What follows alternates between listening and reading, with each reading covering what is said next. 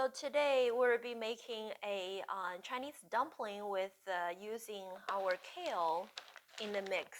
So today I want to show you how to use our hydroponic kale. This is a Tuscano dinosaur kale I'm using to make Chinese dumplings along with pork sausage here. So just want to show you a few ingredients that we'll be using.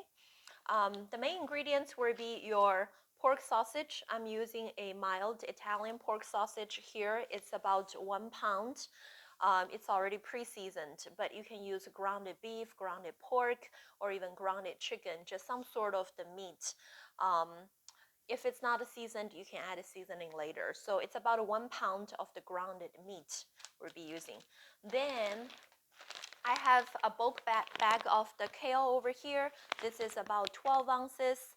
So it's close to 1-to-1 ratio with the meat, but you can certainly, go a little bit of a lower if you prefer a little bit of more meat in the dumpling stuffing. So we'll be processing this kale. Instead of using it raw, we'll be do a little bit of simple processing. Then I have this pot sticker wraps. It's in the package, like a stack of these. So in China, actually, those are called 饺子 because it's a circle, round shaped of the dumpling. Sometimes you also see square shaped of the wraps available at the store. Those are actually, we call it 馄饨. There is a difference between the round shaped or the square shaped, but I'm using the round shaped dumpling wrap here today. And just those are the main ingredients. Then some sub ingredients. I have green onions, like in sections over here. We'll be chop those up, mixing in the stuffing. And for the seasoning, salt, and your sherry cooking wine.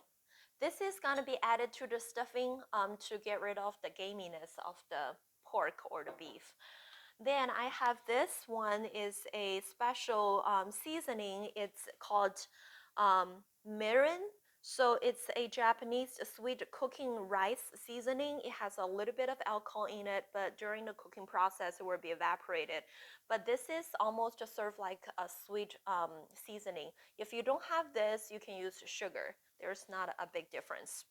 So for the cooking equipment, I have this mixer over here. We'll be using the hook attachment for mixing the stuffing with the pork sausage and the kale. But if you don't have this, that's no problem at all. You can just mixing by hand. It's not a must. So let's get started. So first of all, we'll be just rinsing the kale. Because we grow them hydroponically, so they're really clean, but I still want to rinse them, just like a good, cooking habit of rinsing everything ahead of time. Taking it out of the bag, they are this kind of shaped of the leaves. Those are called the Tuscano kale. They are sold at our garden center store. So today I'll be using all of these. It's roughly about 12 to 14 ounces. So if you buy the clamshell kale, this is equal to about 3 to 4 clams of the kale clamshell at our store you will need. Just rinse it under cold water.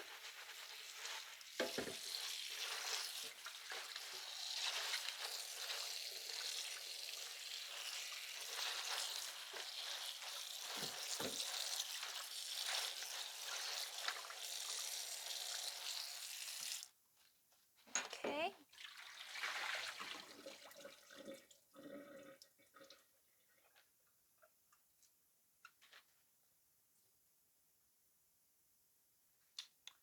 Okay, so at this point that you can decide if you want to strip the kale out of the stem. Either way will be fine. If you want a little bit more texture in the fiber, you can leave the stem on. But if you prefer like a softer texture, you don't want to keep the stem, you can strip the kale off the stem. So it's really easy to strip the stem off. Basically, you just hold on to the stem and then you just run your fingers through like this. So this how you can quickly strip a kale off of its stem. I like to keep the stem on for today, so I'm just gonna chop this into like a little bit of a shorter length before I put that into a pot of the hot water I'm boiling to get these kale blanched. So I'm just, right now the kale is about this long. I'm just gonna chop it in half so it fits better in the pot.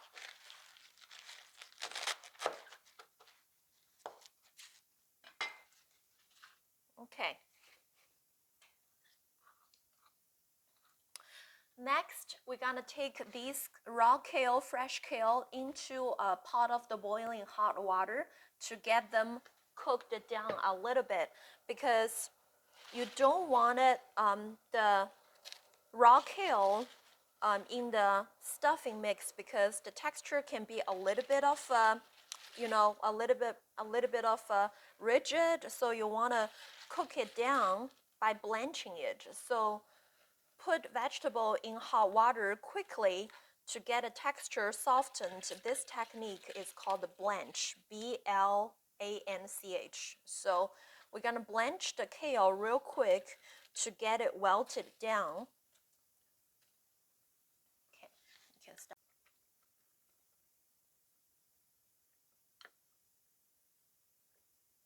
So just for a couple of minutes, you can tell the kale is already cooking down, it's getting softer. So you don't want to overcook it. When it gets to this point, we turn off the heat. And then we take the kale out of the pot.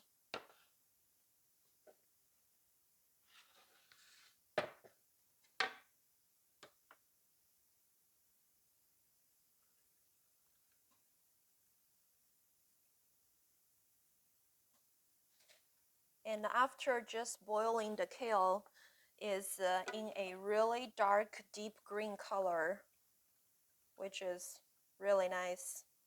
So we take the kale out of the boiling water after blanching. Now I'm trying to squeeze it's a little bit hot, so you might want to let it sit for a few minutes, let it cool down before you handle it. But what I'm gonna do is trying to squeeze the extra water out of these kale, because after we chop it, we're trying to get it as dry as possible when we mix with the pork sausage. So we don't want extra water. Too much water in the stuffing later, it's gonna become watery. So the dumpling can fall apart during the cooking process.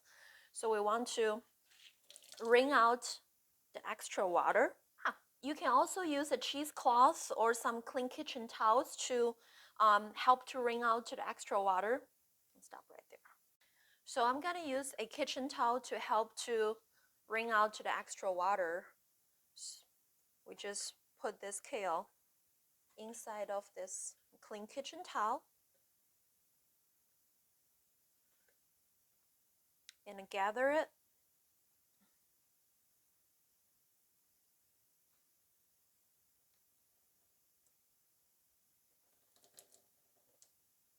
Then you twist the towel.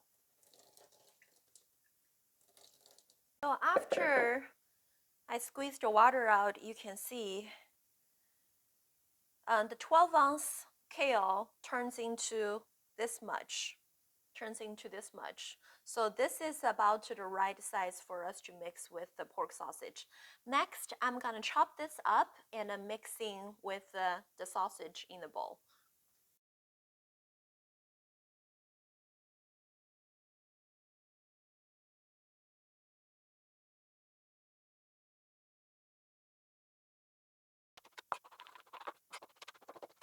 After we chop off the kale, and this is how it looks like, next we're gonna mix this with our pork sausage into this mixing bowl.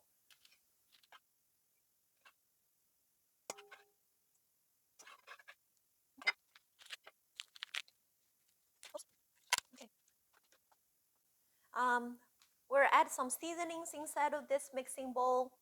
Salt, pinch of the salt, because the pork sausage is already pre-seasoned, so we don't want to to be overly salty. Just add a couple of pinches of salt, and we're gonna add a little bit of this cooking wine to get rid of the pork gaminess.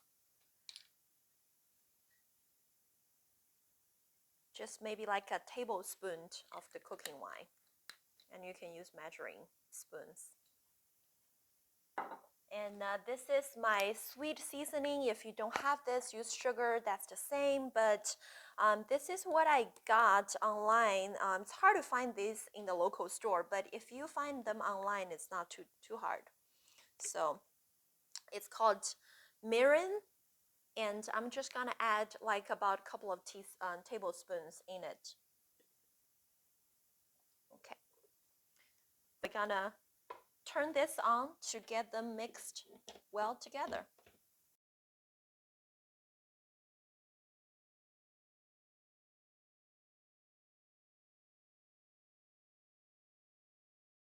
So after a few rounds of the mixing, we end up with a mixed bowl of our stuffing. So it looks really nice, like a piece of marble with our kale and the pork inside. Then we're gonna get into wrapping the dumpling. So we have the stack of this dumpling wraps. This is a circle-shaped ones. You want to keep this stack moist. So you want to wrap as quickly as possible, but you don't need to rush it. But if this stays in the dry air for a longer time, it can tend to dry out, and when you wrap it, the shell may crack. So we put this on the clean cutting board.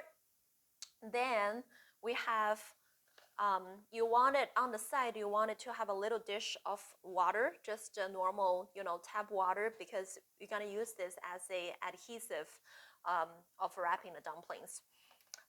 Also, a butter knife will work really well for scoop the stuffing out of the bowl and put that inside of the dumpling shell. So we're gonna start to wrap our dumplings here. So the technique is you take one piece of the dumpling shell, then you scoop not too much, but like this much of the stuffing put in the center of your dumpling shell.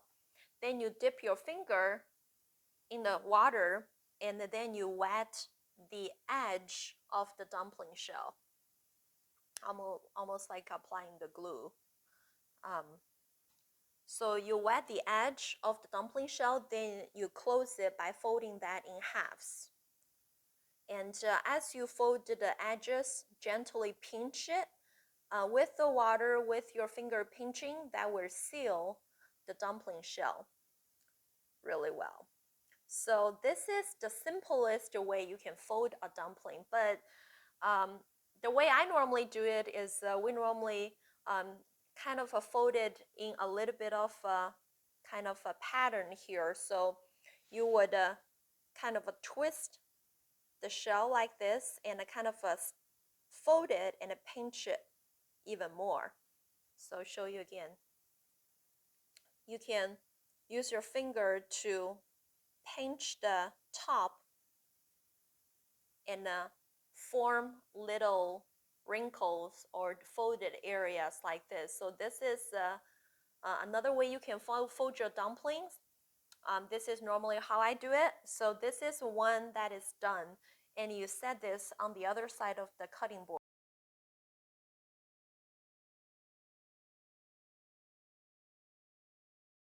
After about 20-30 minutes of the wrapping, I end up with 38 of those wrapped dumplings here. I keep them on a baking sheet with wax paper, or this I use as a deli paper as a liner, so prevent the bottom of the dumpling stick to the pan. So from this point, you have several options. If you want to boil it or cook it right away, and you can do that. Or like what I'm gonna do is I'm gonna keep these dumplings for tonight's dinner, so I'm not ready to cook them right away. For doing that, you want to cover the dumplings with some kind of the moist cover, like a damp kitchen towel, I have it over here, or like a damp cheesecloth. So you cover the pan and you can put that in the fridge or leave it on a countertop, but you definitely want to keep it moist so dumpling shell doesn't dry and crack up on you. Or if you are not gonna cook it anytime soon, you can pop those wrapped dumplings in Ziploc bag and to put that in the freezer and freeze them. You can take it out anytime later to cook them just like the frozen dumpling you would buy from the store. But those ones will be for dinner tonight, so I'm just gonna cover them real quick. Use a damp kitchen towel and cover them up, leave it on the kitchen countertop. But I did end up with some extra stuffings, so I kind of put that in a container. These will be really, really good for other use, like in the morning, you can use those for breakfast patties. You can use them many different ways, and I will show you in another video. How to cook those dumplings for dinners. Previously this morning, I folded 38 of those dumplings. There are several different ways you can cook dumplings. You can boil them, you can steam them, but today I'm gonna pan fry them in this cast iron pan. So you want to turn to high heat with your pan and get it really nice and hot without adding anything to it so it doesn't smoke. We don't add oil until it gets a little bit hotter. Pan is heating up. Pour just a little bit of olive oil in the pan, just a little bit so it covers the bottom. The dumplings won't stick. And even it out, just push it around to even it out to the bottom.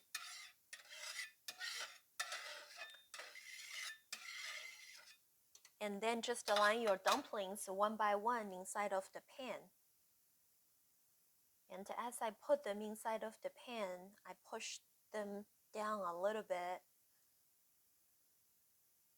so they stand well inside.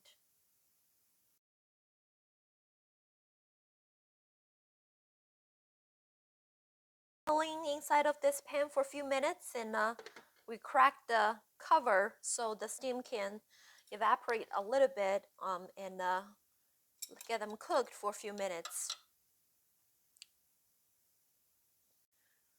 So it's been about 5-6 minutes with the oil pan fried dumpling. Next, we're gonna add a half cup of water into this really hot pan.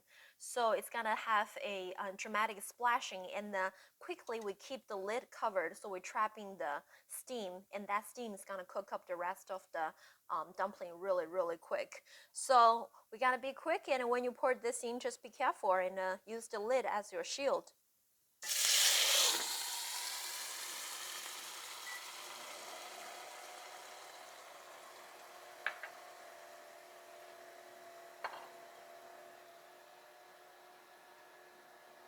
Gonna make a quick dipping sauce for this dumpling, and of course you can dip your barbecue sauce or your favorite sauce, but I like to make a special sauce for dipping the dumplings. So just adding some really simple ingredients together. Peanut butter, I'm just gonna eyeball everything. It doesn't have to be perfectly accurate. So like about 1 tablespoon of the peanut butter, and a little bit of soy sauce. This one is fairly salty, so I just use a little bit. But if you use the low sodium kind, you can go a little bit more. So about 1.5 tablespoons of the soy sauce. And this one we showed you before. It's a sweet rice cooking seasoning, so it has a little bit of a sweet taste. Add that. Last, we're gonna add a little bit of, this is a big jug, but this is a seasoned rice vinegar. So we're gonna add a little bit. It's very strong and potent, so we just add maybe a teaspoon of that to add the acidity. Next, we're just gonna mix them all together and break down. So until all the water is being steamed up and there's no water remaining in the pan, that's about the time when the dumplings are done. So let's turn off the heat. Right now all the water has been cooked through, and the dumplings, you can actually see through the shell. The shell becomes almost like a transparent. You can see the stuffing through the shell, and that's a sign of they being cooked through. Just carefully crack the lid and open it up. Yeah, these ones are better. So you can see the bottom is nice and crispy, and the dumpling is plump and cooked through. And you can see through the shell our dark green kale. It's very, very obvious. Now let's just try one of the dumplings we made and try this one. Dipping the sauce.